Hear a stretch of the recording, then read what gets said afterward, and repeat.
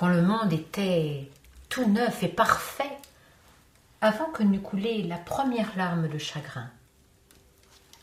Le diable contempla tout ce bonheur et recula devant cet éclat radieux. Ah, je vois, Dieu aime et est aimé de ces petits êtres de rien du tout. Dans ce cas, je vais leur gâcher la vie et leur donner des raisons de le haïr. Et le diable hérissa d'épines la tige des roses. Il transforma en ronces les buissons des murs. Il garnit de piquants le dos des porcs épiques. Bref, il jeta une malédiction épineuse. Mais les gens ne cessèrent pas d'aimer Dieu. Et ils durent réfléchir de nouveau. Je vais planter des cauchemars dans leur sommeil, telles de mauvaises herbes pour envahir leur petit cœur. Bref, le diable jeta une malédiction amère.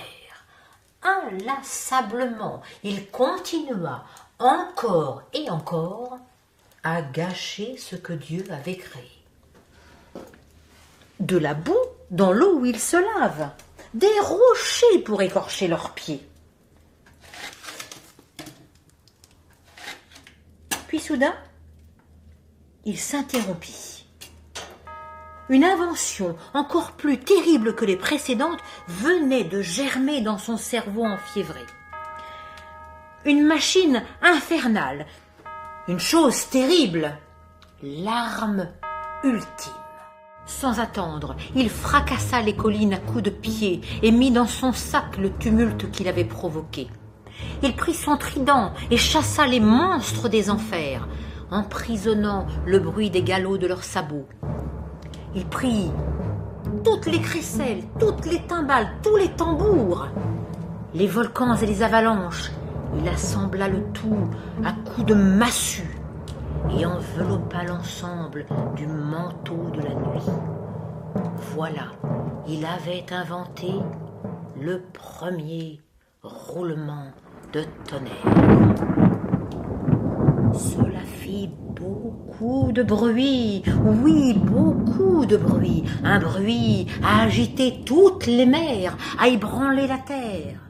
Dans tout l'univers, le seul bruit plus formidable encore était la colère de Dieu.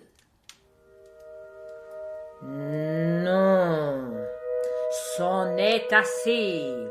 Je t'ai laissé jeter tes malédictions épineuses, amères et cruelles, sans lever le petit doigt pour t'arrêter.